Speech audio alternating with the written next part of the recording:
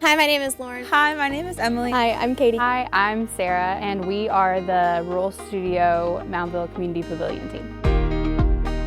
The Rural Studio is a classroom of the School of Architecture at Auburn University. We take about between 30 and 40 students each year out into rural West Alabama and give them a immersion in a rural place. Normally architecture students just draw their projects, and this program, which has made it very unique, is that the students actually get to design and build what they draw.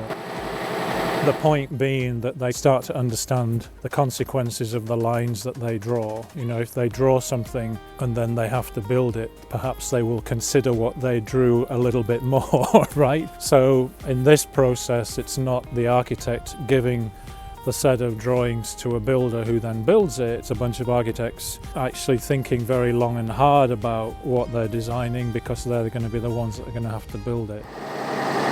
Growing up, a lot of us, and me in particular, are around a lot of architecture that could be better. And I was kind of in buildings that were great, and then I was in a lot of buildings that weren't so great. And I kind of always thought that architecture was underrated sometimes, or like not seen as very useful for the masses. And I liked the idea of the opportunity to kind of change that.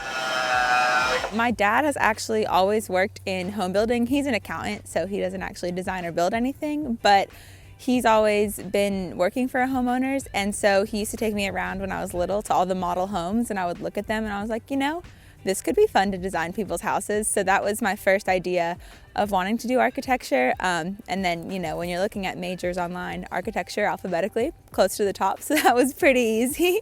And then after the first couple years, I really liked it and decided I would stick with it, and now I've come to love it, and especially being out here with Rural Studio, it's just taught me so much about it, and I'm excited to have a career in architecture.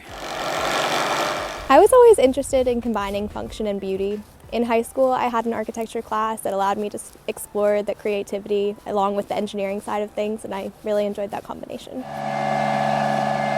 I am from a really rural area, and so I was very unfamiliar with capital A architecture while growing up, but I had a lot of experience learning from vernacular architecture, so someone who's not trained in the discipline, but designing spaces for themselves. And so a lot of those spaces are very intentionally done and they work really well. So a big reason I chose to go to Auburn and study architecture and come to Rural Studio is because that's what the program's really good at, is teaching students how to design things that have a really high quality but also function really well. So that's a big reason I got into architecture in the first place. We actually all met about 6 years ago when we started the first year of architecture school, but we weren't very close. We didn't know each other specifically, but really became friends when Rural Studio started. For our fifth year thesis options at Auburn, Rural Studio is one of them. So I knew when I applied to Auburn Architecture that I wanted to come out for Rural Studio for my thesis. And so I applied at the end of our fourth year, and I was lucky enough to get in. And after 8 weeks of workshops, we were given the opportunity to choose teams. All four of us actually chose to be on the project. We decided that we could all work well together, but we were worried at the time that the professors wouldn't accept our team just because Rural Studio has never had a gender-specific team before, but they seemed willing to give it a try. Being an all-girls team has been very enlightening. I think it works because we're still a diverse group of personalities. You know, we have our big picture people, our detail-oriented people, our technical people, our administrative, and we all just have so many different qualities that we're able to still mesh really well together.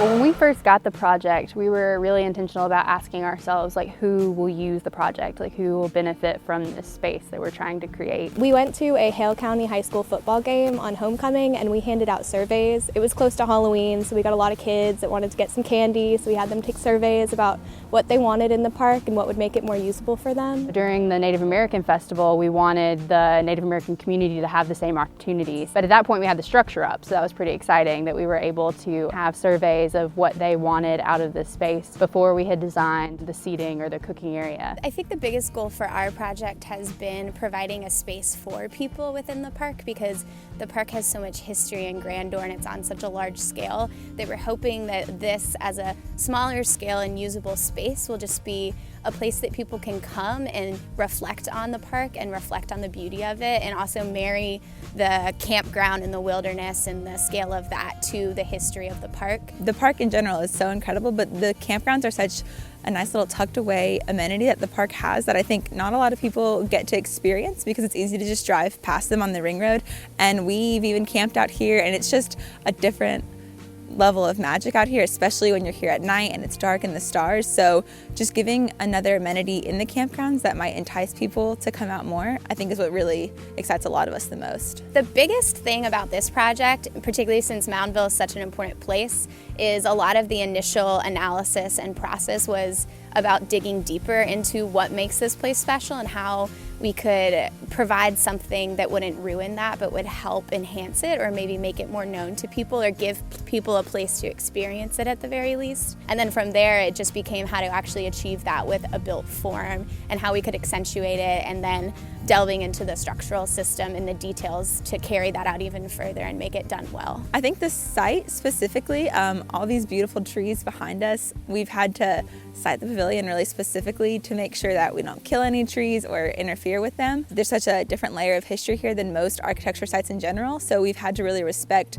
the Native American cultures that were here before us and make sure that we're not doing anything absurd to insult anything that the park has already. Well, none of us have really built a lot before. We worked on the 20K project with Rural Studio as third years, but this is kind of our first time swinging a hammer, so there's quite the learning curve. None of us have traditional construction experience, so when you come out here, it's a learning experience for everyone involved. Every time we've had a challenge, it's created a design opportunity. It's been very difficult to figure out how to build something that's never been built before and something that's completely unique. Both most the challenging day and the most rewarding day was probably truss raising. Working on a structure of this scale and caliber with my own two hands, I never really foresaw doing. So when we spent months planning, building the trusses and planning how we would raise them, there was just a lot of anxiety about whether or not that would actually work. But when we finally got all 5 trusses up in the air, it was just a huge sense of accomplishment. Finally believing that we'd be able to tie this thing together and finish the project.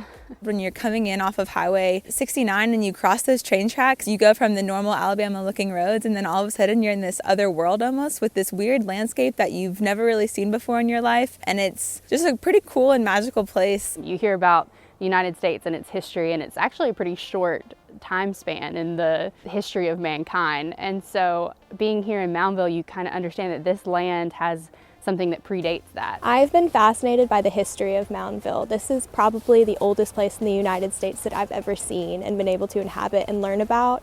So learning about the people that created Moundville and the people that live here now has been really fantastic. I mean, the park itself is beautiful. Even if you maybe don't consider yourself a history buff, I don't really consider myself that interested in history, but being out here, you can't help but be impressed by it and the history that is here. I just think it's something that can reach a lot of people just in how beautiful it is as a park, but also how unique it is as a place with so much going on in terms of community spaces and such a rich history for the Native Americans. I have been extremely fortunate in the relationships that we have between the client and the people that are doing the project. The 4 of us have enjoyed every minute of working with Alex, Strawn, and Christy. They've just become a great resource and a great friend for us because they stop by every day just to check and see how we're doing. It's also nice because they're constantly giving input, so it makes the project even better on a daily basis, just because they care so deeply about the place and the success of the project for the interest of the place that it makes it such a collaborative process that it's been really nice. We are 2 of the largest universities in the state, and there is a huge football rivalry, so it's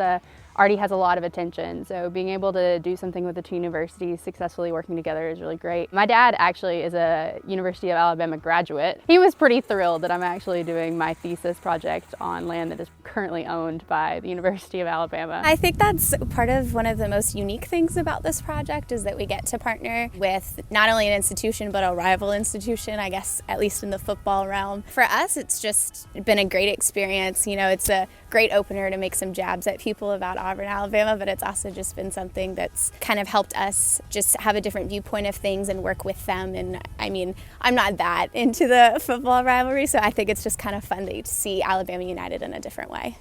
come visit this place. It's a hidden treasure and not enough people know about it. You all should be very proud of it, and University of Alabama particularly. And Auburn is very, very happy to have a partnership with you all doing this project. And we believe many more projects to follow this. This is a first in baby steps, making sure that we can talk to each other and get on okay. I'm going to try.